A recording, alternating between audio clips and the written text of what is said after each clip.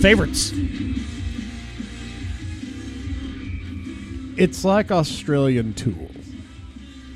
I'm all right. No, with that's not a slam at all. Right. Because to say a band is, because you know when a band is just trying to be Tool.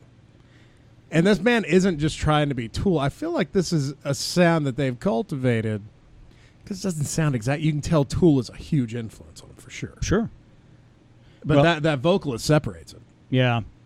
Well, and I would also say this is that really if acts are sounding a lot like Tool, that might be Tool's fault because, Yeah, well, if you wait forever starved. to fucking put out another record, then if you want Ritz and you're waiting 10 years for another Ritz cracker to come out, you might end up eating a saltine in the duration. you might have to make your own Ritz crackers.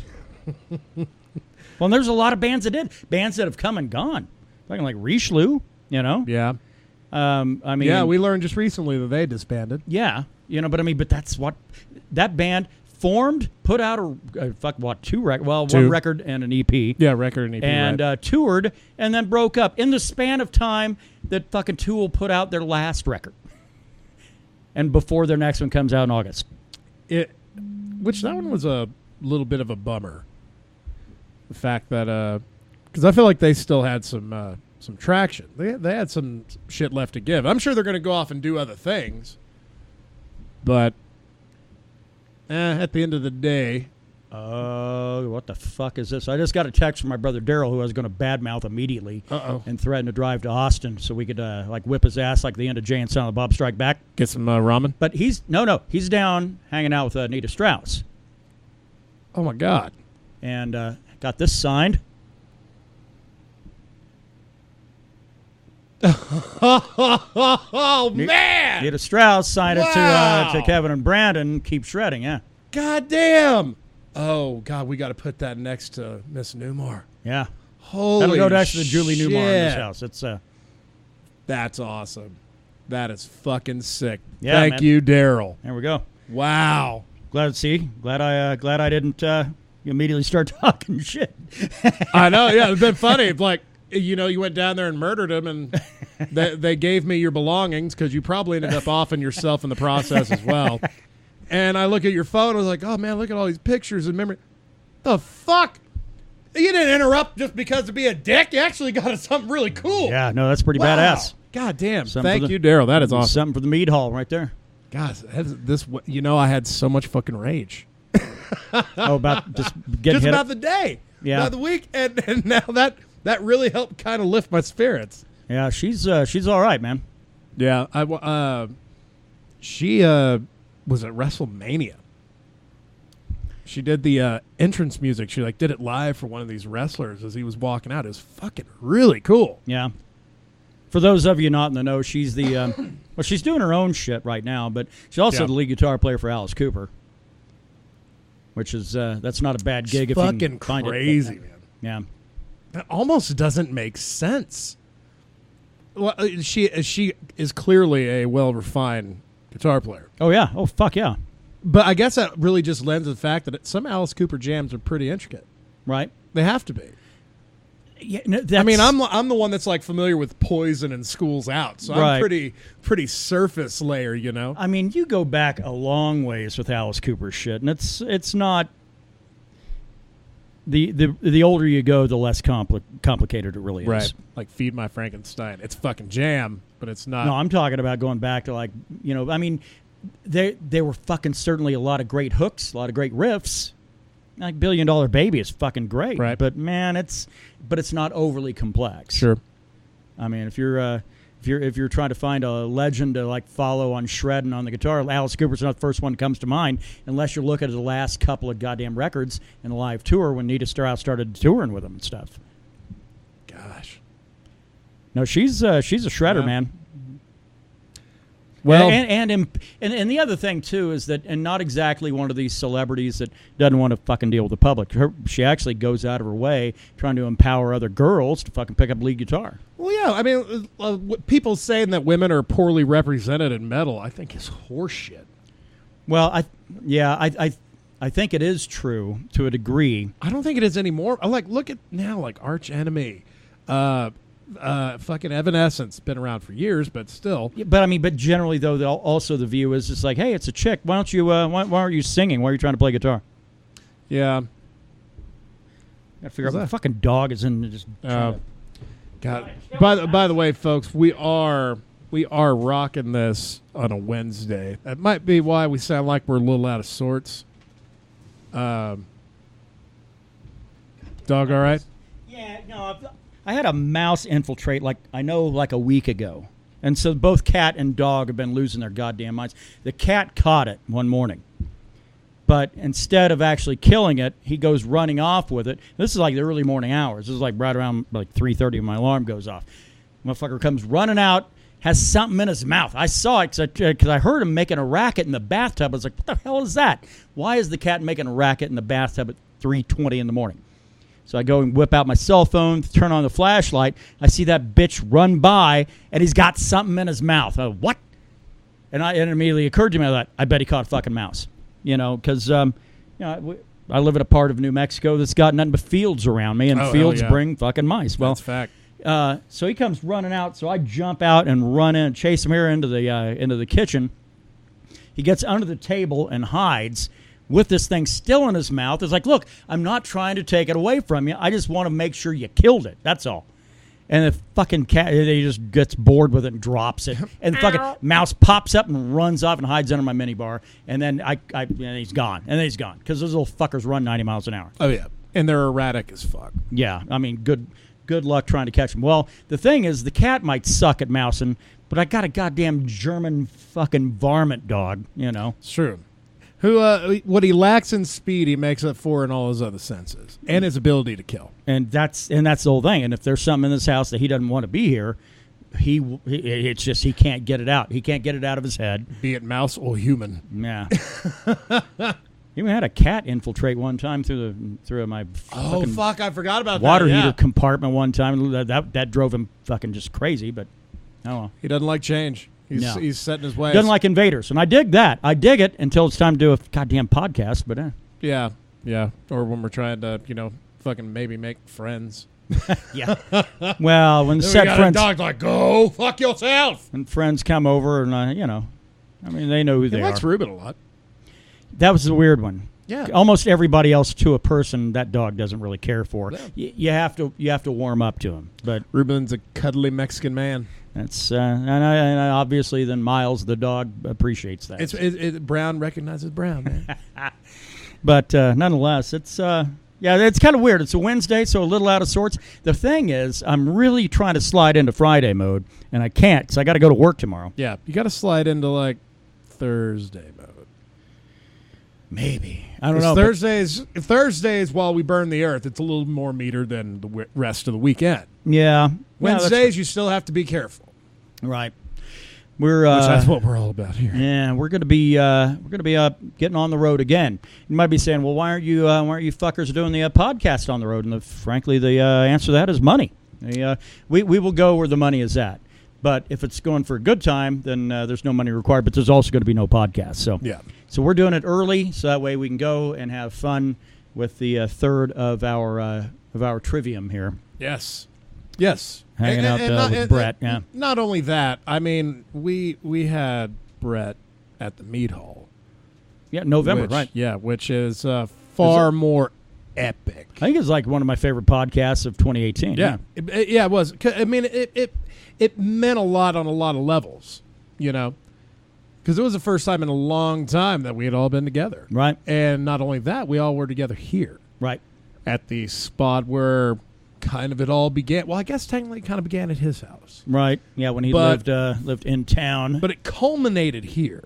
Yeah. So to have him here on the podcast, while we do enjoy, bringing it'd be nice not to have to bring all this shit, I will be honest. Right. But it's fun to do road stuff, but man, that's not what this trip's about. Right. So that's why we're here with all the anger and the rage today. Kinda. Not really much, though. I'm kind of good with everything, especially now that I know there's going to be a Nita Strauss signed artifact sent our way. So that is cool.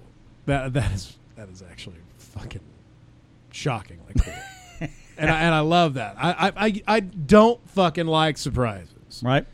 I particularly loathe surprises. Not because I don't know. It just it gives an odd sense of guilt in me sometimes.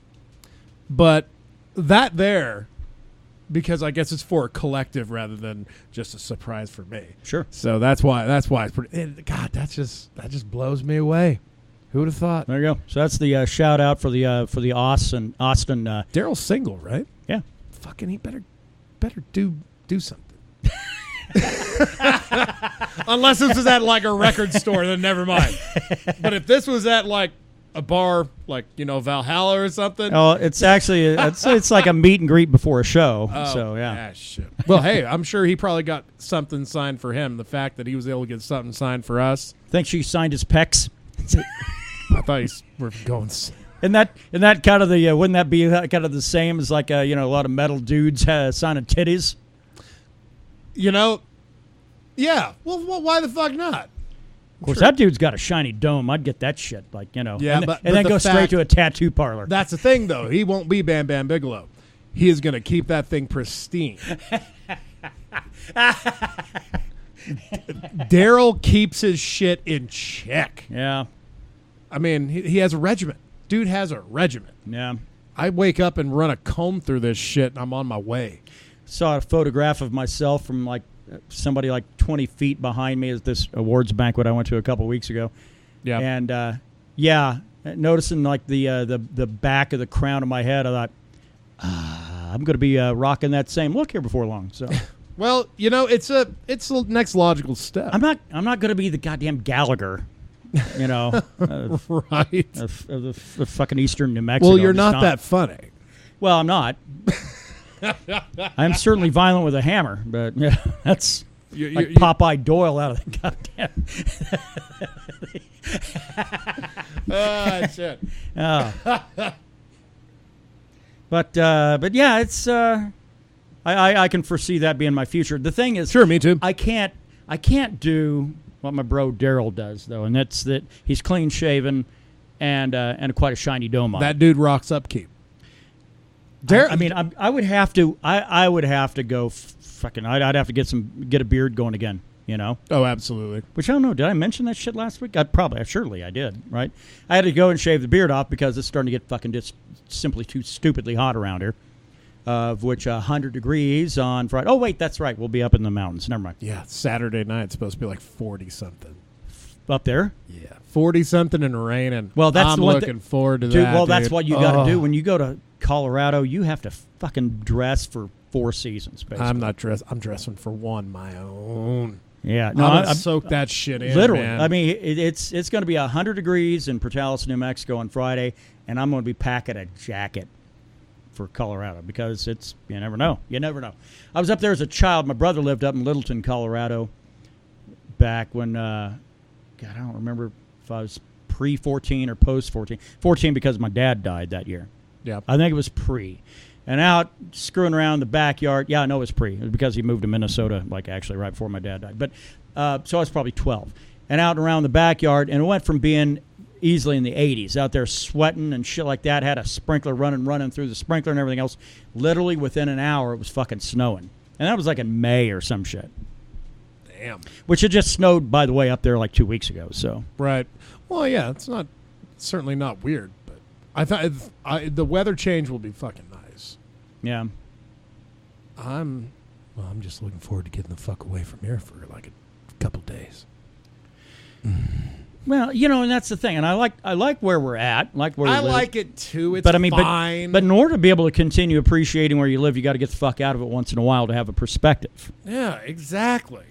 And this place will make you lose perspective really quickly. Kinda. I mean, and that's the other weird thing is because the only thing that really keeps my sanity is to fucking come to this place because this place is a place of joy and mirth and fucking music and creativity and food and liquor. Liquor. Don't forget liquor. About every goddamn thing I enjoy in life, sure. I can do here. Yeah, So free reign to do as you please. So that's the other thing is that's what I'm up against with perspective too, is because sometimes I don't even have the urge to leave town because I kind of have it right here, what I want. You right. know? Why travel when you right here? You got what you need right here. But you have to. You have to fucking get out. I mean, no matter how good things are, you have to get out in order to be able to appreciate some other shit. Well, it's been 10 months since we went to Austin. Yeah? God damn, it doesn't seem that long. September? 9 months? Yeah, September. Yeah, 9 months. 9 months. 6th or 7th? Yeah, but it's just over 9 months, yeah. If we oh, yeah, right. If we would have went out and banged some, I almost said virulent. Virulent hooers? That's not the word I was looking for, but no. But I mean, but yeah, but it would have been like right now. That would have been right. That's usually when the edge kicks in, and 10 months in this spot without venturing forth to do anything is a bit of a stretch. Yeah. I know it's like, well, you just feel like you need a vacation. I mean, I'm not even talking vacation. It would have been fine to have just gone to Lubbock for the day. Well, and this isn't even necessarily a vacation. Well, although I guess it kind of is because because we are going to be gone over a Thursday, Friday, Saturday, and back Sunday night. So in case things get too goddamn good, we do have a Monday option. But we'll exercise that if we have to. Right. But, it's always nice to have choices. So, but anyway, that's not to really kind of lay out our schedule at everybody. If you want us to come hang out with you, we'll do it. But money is nice. $5. $1,000. Yeah. $5 thousands. No, we're not even that. Actually, we will come visit you. You just got to cover gas and beer, which I'm telling you right now, the beer might be more fucking pricey than the gas. That's true.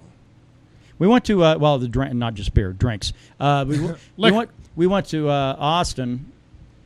Stopped in Sweetwater, gassed up there, got into Austin. Well, got into up where my brother lives, north of Austin.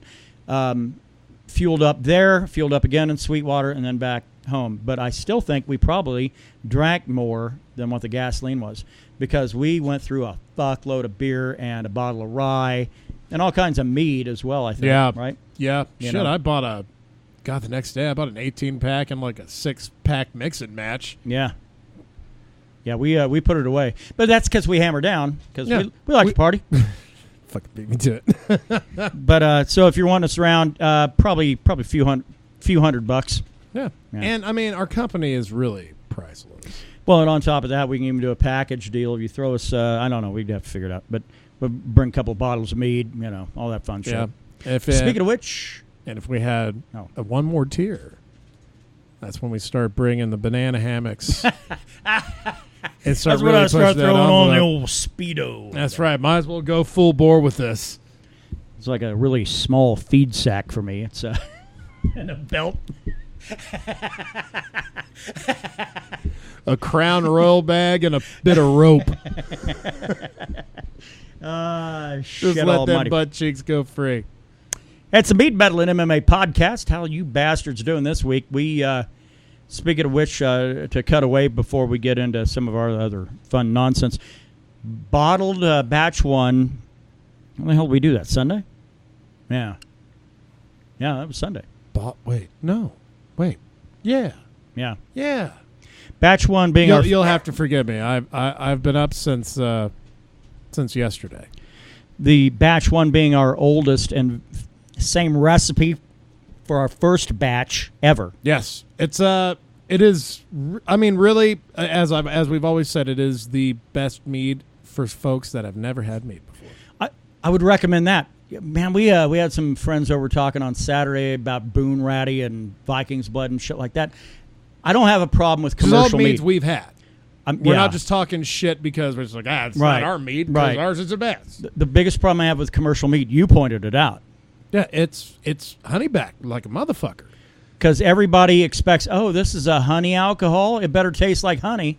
No, actually, not in the grand scheme of things. If you know what you're doing when you're trying to ferment anything, the end result is never going to be even close to what the initial flavor was. But that's what people expect when they are starting to get into commercial mead. They expect a weird honey. They want honey flavor. It's like, this is a honey mead. I want honey or honey wine. Well, look at where Crown Royal and even Jack Daniels is now. We got Honey Jack. We got Crown with apple, salted caramel. We have all these different fucking varieties of flavored liquor that when people drink Honey Jack, they feel like, I drink Jack Daniels. Oh, But that's not the fucking case. You're basically drinking the peppermint schnapps of fucking whiskey. Yeah. But I think that argument can be made. It's if you're buying mead almost anywhere, with the exception of a couple of meaderies, I trust Redstone, because they'll let you know kind of what you're getting into. And Grimfrost, to a point, that lingonberry mead, I don't know. I mean, that lingonberry actually added a lot of fucking sugar back to it as well. I was not opposed to it. It had an odd chemical flavor I wasn't happy with. Yeah, I didn't catch that. Yeah, I mean... Granted, your palate is pretty goddamn far more refined than mine. Yeah, it just had... It was a weird lingering chemical that I couldn't put my finger on. It's the same thing. It was the same... Whatever... I'm not trying to say they're using the same chemicals they use in NyQuil, but if you take like a shot of NyQuil, it has a lingering like chemical thing that's kind of there. And I don't necessarily know what it is. But the Grimfrost kind of really seemed like that was one that kind of hung around, and I wasn't a big fan. Maybe it was an odd flavor of the berry, because I've never had a fucking lingonberry before. Well, yeah, and I've always had a substitute, because you can't buy lingonberry anywhere within 300 miles of here. Yeah. Whenever I've encountered recipes, like usually Swedish meatballs, I have to fucking concoct something that... Like I have to concoct a flavor that I've never really tasted before outside of in mead, you know? Yeah, so. And even then, it's hard to kind of grasp because you're finding a lot of flavors in there regardless. Absolutely. So what we're working with this batch one, it is simply nothing more than water, yeast, and honey. And that's all it is. And a little bit of time. Not the herb. No, a lot of time. Ooh, did I say herb? Herb time? Too much European television for me. We started this batch in, March, I want to say. I think it was before my birthday, because when we were gathered around throwing them down, when Seth and his wife were here, they were right there. So I remember that sort of. Yeah. Best line ever of fucking 2019. I'd asked his wife, do you want me to pour you a shot too? And she went, yeah, I guess. Wasn't happy about it. Like, well, I don't have to pour you a shot. You know, you don't have to drink. Yeah, right. And she goes, no. She said, I'm a lightweight, but Seth tells me I'm not. which just really, that was like the best line of the whole year. It's like, no, you're not. And then like 5 minutes later, you're in the middle of another conversation. You just snap like, wait a minute. Fuck she mean by that? Yeah. Well, that's our buddy Seth. Like, no, I can't do that. I'm a lightweight. No, you're not. Yeah, you're fine. I see a lot of myself in there. Yeah, but anyway, that's kind of the mead update. We have a batch one. We're going to be running a bunch up to Colorado. We're not going to have a lot, by the way, after we get back. So if you want to help out our little metal project, hit us up. Let us know what we got to do, and we'll let you know what we can do. You know, we can do. We do it all. Because it gets weird if people want it shipped. We can't. I kind of have to draw a line somewhere. If you're wanting to help us out, cool. Let's get together face to face. We'll kind of lay out kind of some of the musical dreams we have, and then we can talk mead, and take your donation, and then your donation will equivalent to a bottle of one of the finest things we can do. Equivalent. Yeah, but I'm not great with the whole idea of shipping anything, because there are some states in this country where that shit's flat out illegal. So right. Utah, thanks, man. Been thinking about throwing another bottle down Wisconsin way. Yeah, well, that one's okay. Yeah, because that's just shit. They get sent booze all the time. Wisconsin is cool. It's like, yeah, if you want to send us alcohol, we'll take it. Right. But that is the mead update for the week. The next thing, I guess, we're going to start Green Man probably not long after we get back from the mountains, and we'll get that one up and going, because I've got blossoms going like fucking crazy on my green chili right now, which means we're going to be looking at chilies coming in within a couple of weeks. I thought that was a euphemism for having a boner. Boy, I got blossoms on my green chili. That's actually more euphemism like herpes. Yeah, right. Man, I got blossoms all over my green chili. Yeah, no, that all right. Well, thanks for wrecking my agricultural approach today. Yeah, you do that shit at 5:30 in the morning. We don't need that here. Yeah. I'm sorry. Continue, dude. But no, it's all good. But that's the we're a couple of weeks ahead of schedule from where we were last year. Yeah, and the labels look fucking really great for batch one, by the way. Yeah. Yeah, just kind of kept it simple on that one because it's a simple batch. Too many people got confused by what a Roman numeral was last time around, so we we decided to throw a rune up there. Yeah, so it's a well, rune. if we're going to be confused, might as well put some up there that someone will actually like ask, what does this mean? It's a rune and also looks like the number 1. So yes. that's that. Which Perfection. The rune is a runic A, and it's a number 1 if you want to go with that. Yes, route, so. it's the beginning. So, but yeah, get with us. We've got it. Again, not a big fan of shipping it, so if there's any way possible we can avoid that, let us know. Come visit us. Yeah. We'll hang out. We'll hang out, which is also a nominal fee. But that's right. Damn, we're really like thinking we're the shitter. Like, yeah, you can come hang out. $50, motherfucker. Shit. Well, you got to overinflate your own ego because nobody else will, right? It's all about that mental masturbation, man. Hey, so how's your week? I thought before you showed me that picture that Daryl sent us from Nita Strauss, goddamn terrible. Okay. Afterwards, like, things are all looking okay, but now, like this week. So, like full disclosure, the hotel's been fucking very slow. The business has been slow, not just for the Super 8, but for all the hotels in the area. And it was getting to be a little distressing. Like, all of a sudden, workforce was going to get cut down, and we're all going to start working fucking 12-hour, 4-day weeks, which I'd actually be all right with. I could get that done. As long as I had 3 days in a row off, it'd be all right. But I come into work knowing that I'm coming in for a short week because we're headed the fuck out of town on Thursday.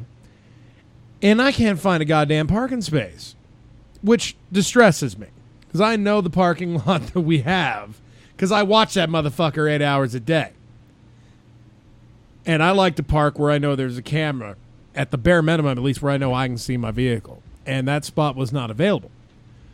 So I just parked under the awning because I'm an employee and go fuck yourself. No, because fucking unruly guests do the same thing. Usually it's because of fucking front desk. Yeah, go ahead and do that. That's totally cool. No, it's not. And honestly, the only reason I can do it is because I work nights. Yeah. If anything, that's fucking more security. You're just not going to have wankers coming in through your fucking awning unless they're here to rent a fucking room. Right. And like the rest of the pricks that just like come in and circle around and then leave. That happens a lot, more than you think. Isn't that kind of a weird holdover from like a long, long goddamn time ago, an awning in front of a fucking hotel? Well, for weather protection. Well, but what other business does that where they don't want your like shit getting wrecked while you're trying to check into a place? Casino. Well, but I mean, restaurants? Nobody does that. I mean, they have the one going in, like if you're coming in off the sidewalk, like if it's a little shitty Italian joint. Yeah. It's a dying art for sure. The Best Western Plus doesn't have I like one. it. Yeah, it's like, it's hailing outside as you're checking in, and here's some nice protection for your vehicles. So once you're checked in, though, could you please fuck off and go park over there? That's one of my favorite parts of the job.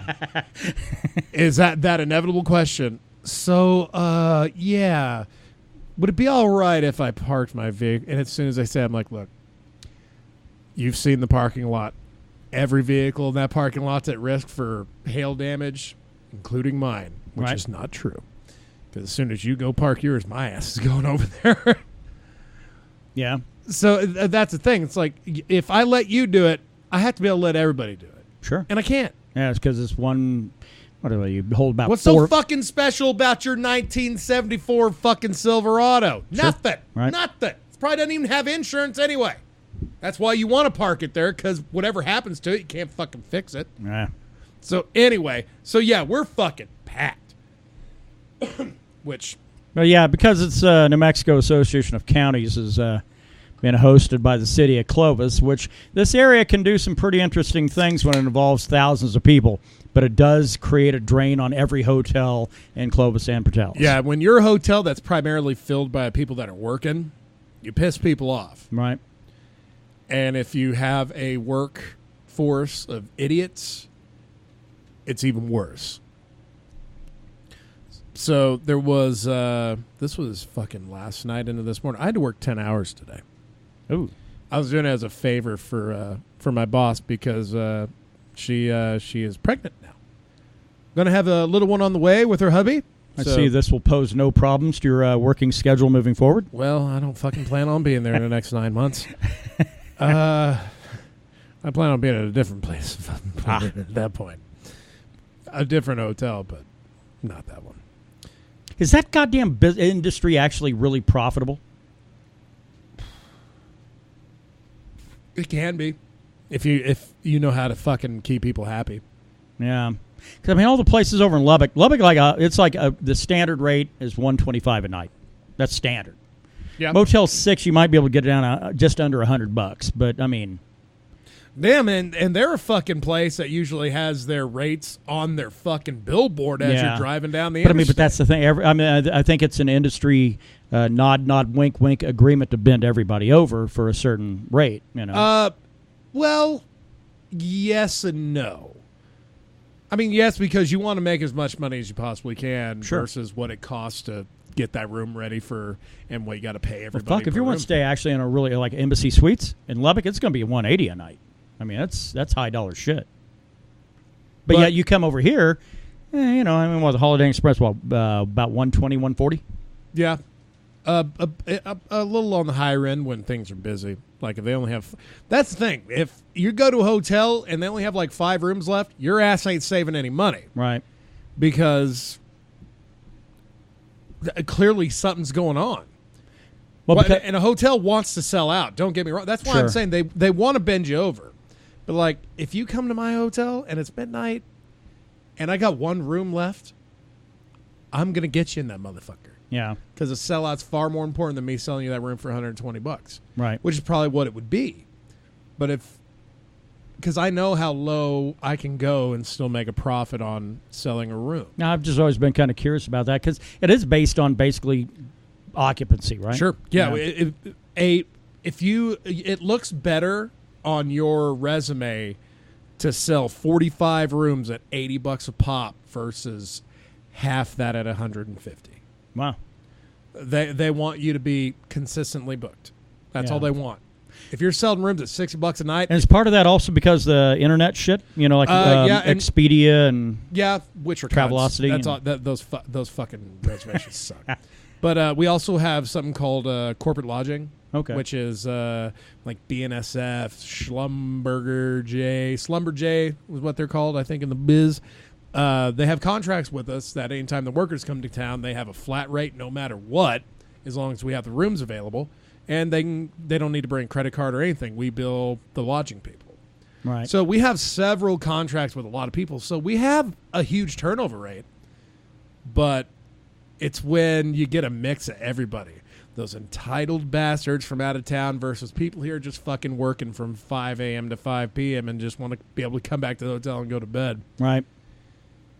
But when you have a worker that doesn't do their job, this is the only story I'm going to tell, and then we're going to fucking move on because I'm actually in a pretty good mood, and this just thinking about it fucking enrages me. I get to work last night, and I'm told this tale about how, because I was like, oh shit, we're sold out. Saw the no vacancy sign put up, not in the door, which would be far more fucking convenient than putting it on the front desk. Have someone walk in the lobby and be like, oh, never mind, bye. Wouldn't it be nice to be able to drive up, look there, be like, shit, and then just keep going? Fuck, I don't know. Back in the olden days, they would have a little sign. It would say vacancy, in like neon, and then like if it actually did sell, then it would come up no vacancy. I miss that shit. Yeah. Not only does it fucking provide a lure, because the neon lighting is just kick-ass. Either that or too much of it makes it look like a murder scene. But it's a convenient way of either I can pull in here and get a room, or I don't have to fucking bother because clearly they don't have any. Right. So I'm told this tale about how the King's Suite, she was told, had a smell of cigarette smoke. Like, just arid with it. It was everywhere. I went in there when I got there. It didn't smell like cigarette smoke. Well, no, I walked by because when I looked at my screen after she had left, I guess she had sold, because she told me they went in there, said it smelled like smoke, and they left. Okay. It's like, oh, okay. But then I looked at the screen, and there's someone in that room. I'm like, oh. Well, cool. At least she was able to turn that fucker back around. Good on her. Right. So I do my audit, which is a fancy way of getting the hotel ready for the next day of business. And that's when credit cards are posted if you're checking out that day. That's when we charge you. Okay. I get a phone call about a half hour after I do it from a very angry individual saying, I was just charged because this was our suite and it was the last room, so it was about $120 before tax, about $140. Yeah. Like, which is actually not bad. Not bad, but at a Super 8, $140. Yeah, that's... but like I said, Super 8, this Super 8 is good. You can't judge this one based off like the Las Cruces or Roswell one even. Right. This one is good. Even the Clovis one is okay. But I just basically get reamed for 5 minutes about how this guy's credit card got hit for $139 about an hour ago. When he said, I left your hotel 30 minutes after I checked in. Oh. I was like, oh. And what's your name, sir? And I go and pull that room up, and it's that motherfucker. Oh, so she didn't pull him. She never checked him out of the room,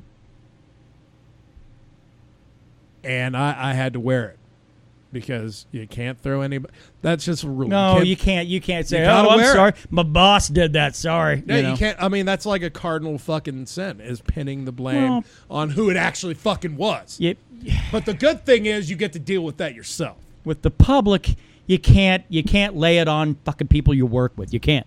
Same shit in what I do for a goddamn day job. And honestly, when you say that, it doesn't matter. Right. They're still talking to you they're still and gonna are be mad angry. at you. You are the person that represents who just fucking hit their credit card for $140. So I went in there. Yes, thank you. So I immediately had to go in there. I was like, sir, if you don't mind, I'm gonna keep you on the line. And I had to, since it was posted after the audit, the reversing that charge is a bit more of a process. If it's before I do the audit, it's just a simple button push, and it's not there for when I went to get posted. About 10 minutes later, I was like, okay, cool. I have this reversed. I got his email address. Email. I was like, thankfully, internet works pretty well these days, and he got it pretty fast. Said, all right. And he was happy after that and apologized. And I'm like, sir, it's fine. I apologize. These things shouldn't happen. Have a great day. Work with a bunch of cunts. No, you can't. Now, that's all right. You can say that. I work with a bunch of cunts. Well, I work with mostly cunts. So 7 a.m. rolls around. The boss comes down. She lets me know her happy news, which I'm like, that's great. I'm really happy for you. I got a bitch to you real quick. And I just filled her ear about this. Like, look, dude left, was pissed. I mean, even if the room didn't smell like smoke, 30 minutes later he says, I'm out of here. I don't want your room. You have to honor that. Right. There is a bit of a buffer where it's like, your room's not what I thought it'd be. I'm going to get out of here. And as long as that room is legit, it's fine. Right. Is it maybe that, I'm not saying it's an old motel, or but it's one of the older hotels in town. Is he maybe confusing his olfactory senses with smoke with actually kind of, because older hotels have a certain distinct scent to them. Two rooms 201 to 205, and this was when I was working there, were smoking rooms. Okay. As of 4 years ago, so it's kind of adjoining. Then 205 was a smoking. Oh, okay. So it has the ghost. Yeah. I mean, we'll never be able to get rid of that. Right. It hasn't been a smoking room in 3 years. You have to change out the drywall and shit. You have to fucking just strip that room down and build it back up. Right. So that's why. Or use that goddamn, what's that stuff they use like murder scene, like kills or whatever, right? Oh. Like that primer that basically puts shit back to right, I guess. But yeah, just they use those in like places that like had hazmat cleaning, had smoke damage. Yeah. But then they'll go back in and spread that shit around. But but that is kind of interesting to me that. But I guess it's the consumer's whimsy though. Fuck, you're right. If they don't want to stay in that room, if it's that offensive, fuck it. What are you gonna do? That's the thing. We'd rather you leave knowing that, like, oh, okay, well, at least I know I might be able to come back here one day when I'm on the road and maybe get a better room next time. So I guess if I went and rented a room and brought in a hot plate and a skillet and got myself a T-bone going, then some vegan comes along. Oh, no, we don't tolerate vegans at the Super 8. This room smells like cooked steak. I'm sorry. Someone cooked meat in this room. Like, you might want to go down to the classic American where it smells like they're cooking meth instead. Well, yeah, some of theirs are out of service because, well... I did meet a really gnarly individual. Yeah. And I'll close with this because I've talked way too We're much done about talking my about fucking hotel job. business. Yeah. Right. She was like a nurse. She was from out of town. But, I mean, had a white gal. The only reason I say is because she had the hugest head of dreads I've ever seen. I mean, looked like 20 pounds of hair on her head. Good Lord. And she was having problems with the waffle maker because apparently people don't know how to fucking read. Oh God, I just got mad. I'll get into that next week. So anytime I hear that thing beep more than 3 times, I know someone hadn't turned it. And the last thing I want is a fucking burned waffle smell in this goddamn hotel lobby. Yeah. So I go there and I'm just like, oh, man, you just got to give it a. I'll reach over and you'll get a little. And every time they're like, oh, like I've just created fire. Right. And then she looks at me and like immediately I saw her face like, oh, here it comes. Do you know you look like that guy on the cards? Yes, I do. I've just come to. It doesn't even bring me joy or hate anymore. Right. It's like, yeah, I know. But the funny thing is, instead of saying that where the conversation ended, we got talking about Tormund Giantsbane. Now I was like, oh, now you have because no one's ever done that before. Right. Just always been, you look like that guy from the Win and Rewards thing. Yeah. It's never been, you look like Tormund Giantsbane. So, of course, we got talking about Game of Thrones and the finale and stuff. Talked for like 20 minutes. I was behind the desk doing my job, and she was there eating breakfast. Really cool little interaction. Rarely happens at the hotel, but when it does, it's fucking enjoyable. Right. That's all I'm You saying. can slide her your phone number, you know. Well, she was fucking 48 years old and a nurse and lived in Los Lunas. Oh, one of those. Okay. I don't fuck with nurses anymore. It's fine. I've learned not to fuck with nurses anymore. Not a bad move. Right. My own personal experience, yes. Not a bad move. Not a bad move. Metal side, kind of not exactly cheerful news on this front, and that is, well, here's the interesting thing. Is because you got to figure, if you've ever been fired by Metallica for drinking and having too much of a good time, back in the 80s, when fucking every one of those motherfuckers were drinking way too much and having too much of a good time, you might be a legend among men. Right. And you might be known as the Angry Ginger on this podcast. If you are a ginger that has been asked to get the fuck out of New York State via Greyhound bus, you're an angry ginger. And I can and I know of 2. Myself and Dave Mustaine. Yeah. Dave Mustaine, obviously the front man of Megadeth, which I don't know, when the news broke early in the week, I really, it bugs me. I don't know why it does, and it shouldn't surprise me, I guess. But your major news reporting organizations, your CNNs, your fucking whoever, you plug it in there, spelling it Megadeath. It's like mega death. It's not that. It's not Dave that. Mustaine was omitting vowels before omitting vowels was cool. That's kind of that's the point. That's the point. But unfortunately, kind of a bad turn of events for that dude. Yeah, fucking throat cancer. That's a big one.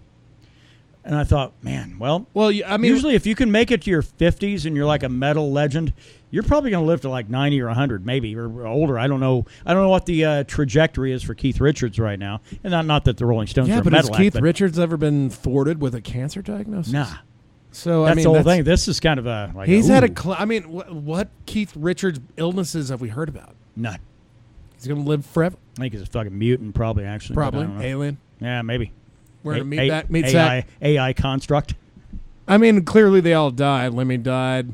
Ozzy was probably close to it here recently when he had pneumonia. Yeah, but Dave's like only 52, 54? Actually, he might be closer to 60. Okay. Let me see. If only there was a machine. If only there was a way that we could look up information. 57. Wow. Born, yeah. All right, well, he's a little older than I 1961. thought. Well, I guess he'd have to. He'd have been a fucking child, I guess, if he was 52. Apparently, via CelebrityNetworth.com, he has a net worth of $20 million, which makes me want to win the lottery so I can buy a Dave Mustaine. Eek. $20 million? $20 million. Does that sound fucking right to you at all? That sounds actually a little high.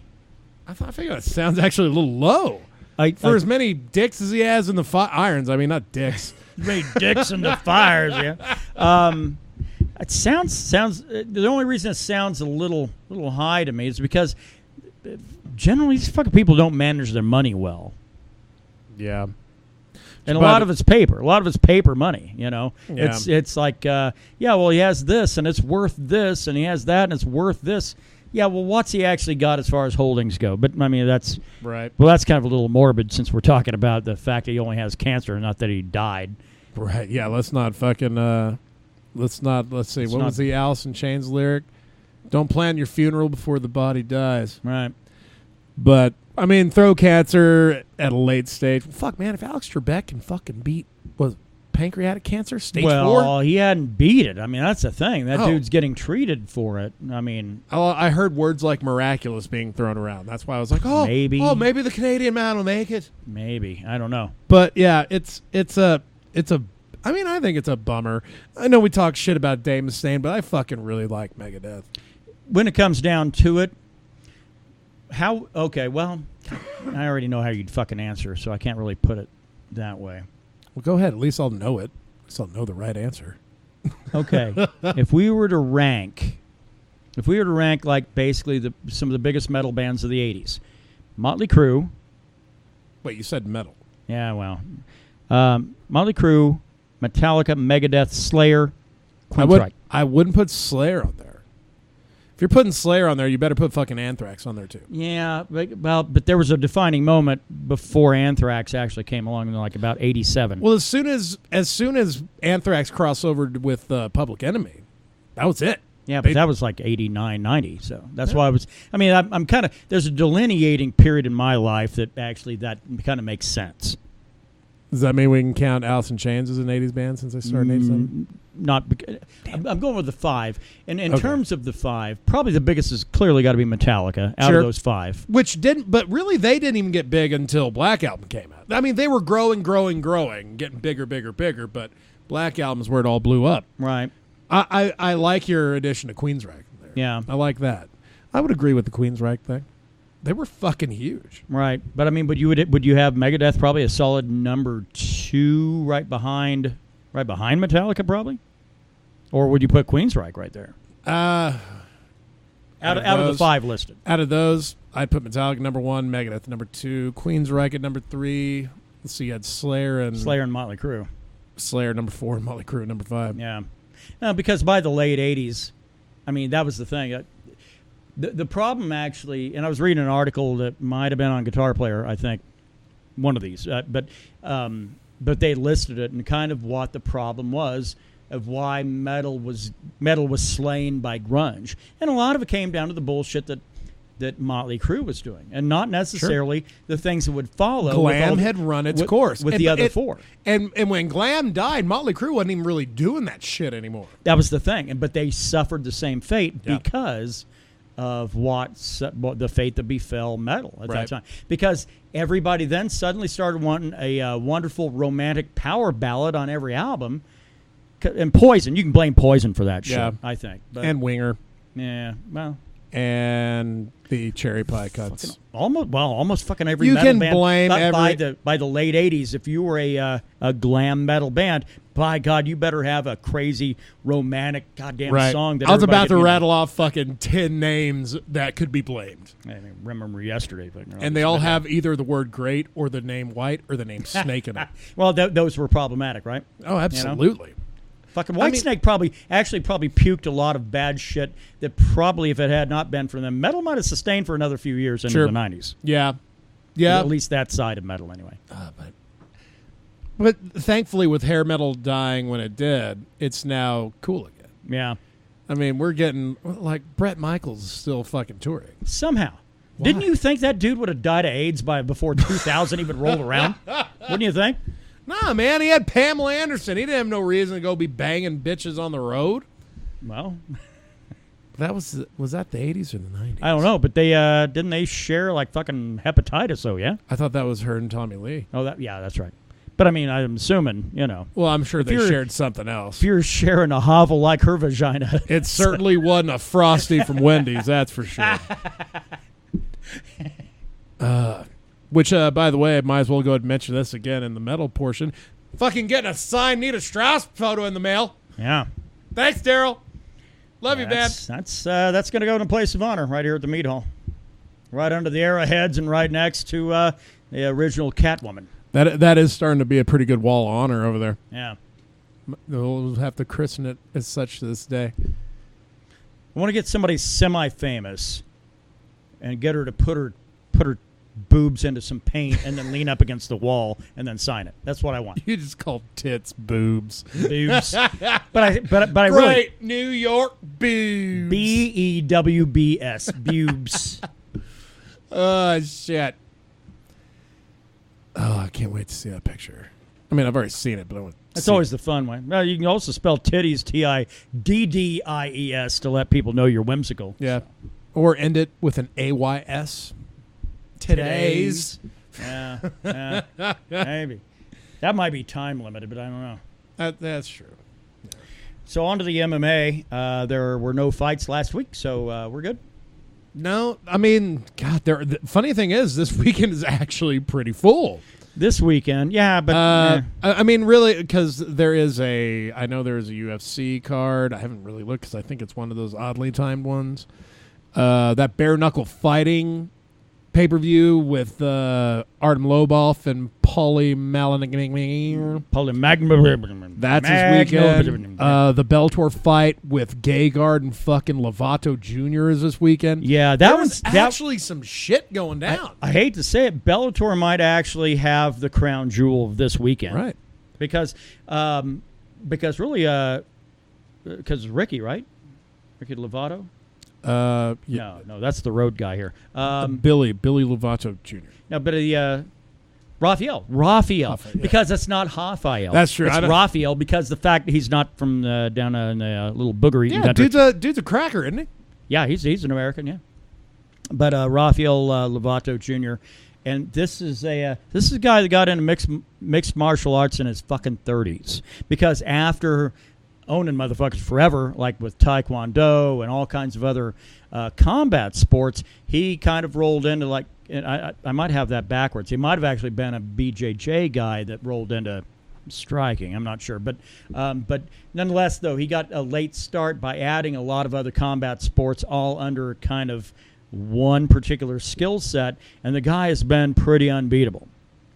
Yeah. Now, I did see him get tagged a couple of times this last time out, but eventually, if he gets a hold of you, well, it's fucking lights out, pal. Yeah. It's that dude's BJJ, man. I think this is going to be a challenge no one's going to expect for Gegard. Yeah. I mean, I think he's going to give him a rule. I don't know, because I fucking love Gegard Mousasi. I think he's one of the most consistent fucking MMA practitioners out there. I think the UFC fucked him. Oh, absolutely. That's why he just left. They offered him contract. He's like, nah. Well, I mean, because if they're never going to ever give him a shot at the middleweight belt, ever, then why would you stick around? If really that's what your goal is hey, man, I want to be a champion someday, and you have a promotion that's like, you're European, you don't really draw well, we'll let you fight, but you're not going to be a champ. Yeah. Then, fuck, by all means, find that eject button. Absolutely. I mean... But this is going to promise to be the best fight of the weekend, I think, and it's Absolutely. on a Bellator card. It will be the only fucking fight I will check my phone while we're out of town and be like, has that fight happened yet? Because the UFC one, although like maybe the main and the co-main might be okay. Let me just pull it up real quick. Yeah, but Just it's real not going to fast. be the level of watching Gegard Mousasi fight Rafael Lovato Jr. No, that's going to be a fucking clinic. It's going to be a clinic It's going to be a Klingon clinic. I just imagine a bunch of ridged-headed motherfuckers coming to watch Oh no, this is Greenville, so this will actually be normal time. Yeah, but the card. No, 5 p.m. main card. 5 p.m. main card. Right. So wrap up around time we're half pissed and ready to watch people get murdered on a main card. Greenville, North Carolina. But it is headlined by the only man to get a fucking twister done in the octagon. Yeah, the Korean Zombie, right? Yep, fighting Moicano.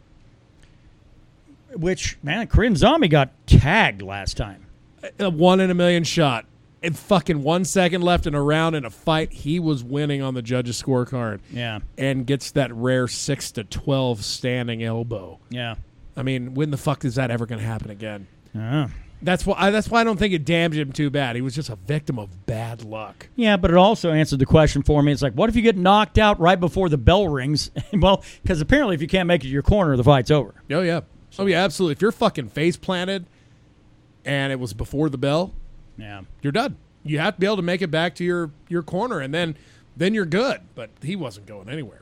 Co-mains John Lineker fighting Rob Font at bantamweight. Brian Barberina fighting Randy Brown at welterweight. Andrea KGB Lee fighting Montana De La Rosa at women's flyweight bout. That one's interesting to me. Opening up with Kevin Holland fighting Alicio De Chirico.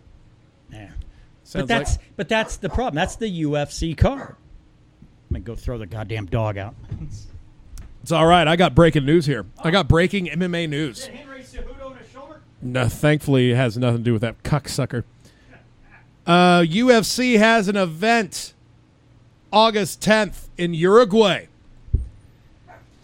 And the woman that just fucking head kicked Jessica Ai into oblivion to retain her UFC Women's Flyweight Championship belt, Valentina the Bullet Shevchenko, is going to get a chance to avenge a loss. One of only two in her career. One was to Amanda Nunes in the bantamweight title fight.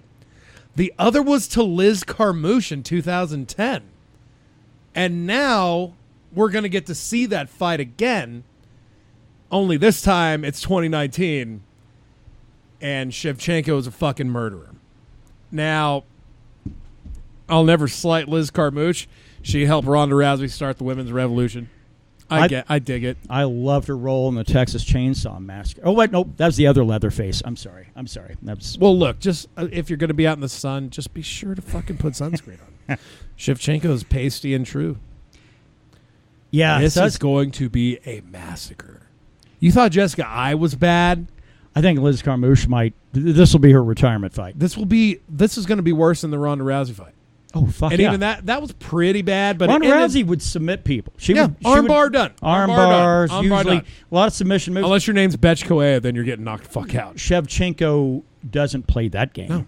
She can also use them legs. Going to come out and murder somebody. Yeah. And I mean, defend that belt in Uruguay, I think it's fucking cool. It's probably going to come on at a time where we won't be able to watch it. I don't give a shit.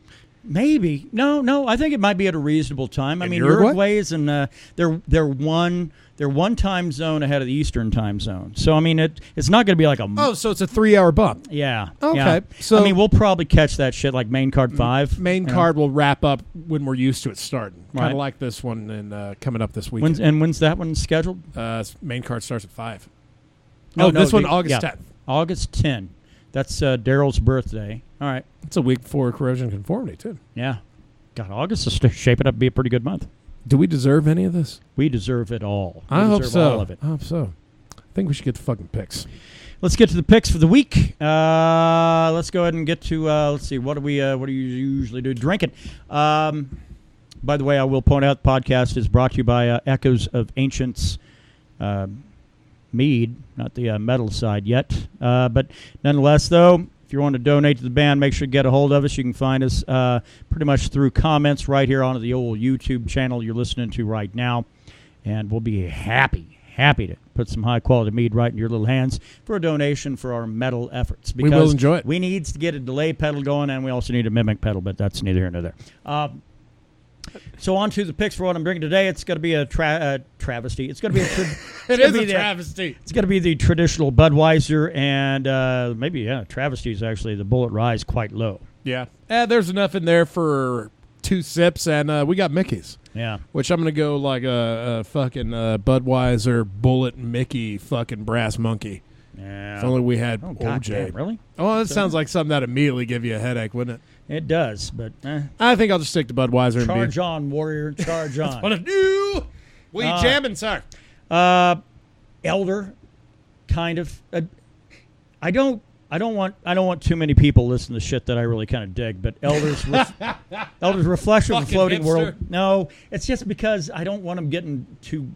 I don't. Well, I want to see bands that I like do well, but God damn it, I don't want people talking about them endlessly. And Elder has avoided the limelight pretty much for their entire fucking existence. So. They've gotten critical acclaim for most of the things they've done, and I think the fan base they have, they're fine with it. But they don't get any of the respect that they probably should get, and I'm all right with that, kind of, at this point. But, oh well. Well, you can't always get what you want. Yeah.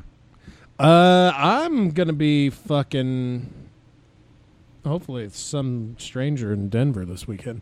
But as far as music goes, I think your Metallica fucking 80s metal chat is maybe want to listen to like fucking Operation Mindcrime. Yeah. Which I'll probably I might throw that on for tomorrow. I don't know. I don't know if that's good travel music. Yeah. But I'm building something pretty decent for manana. All right. MMA picks. The only one. Gegard Lovato Jr. Who you got? I got Lovato Jr. by a sub in the third round. You think he taps Gegard? Yeah, I do. I think he gets a hold of that neck. I think he gets a rear naked choke. I think it's going to be... shit, man. I think Lovato's going to win it, too. I think Gegard's going to have enough tools to survive. I don't think he's going to have enough to progress and get it back on the feet. If he does, it's going to come via a crazy kick or a punch that gets through. And we don't know how many 5-round fights Lovato's had. Gegard's had a few.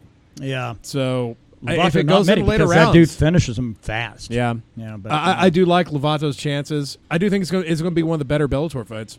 Yeah. Well, that's it for us this week. We'll catch up with you again. 9 days. Last fucking Friday of the month of June.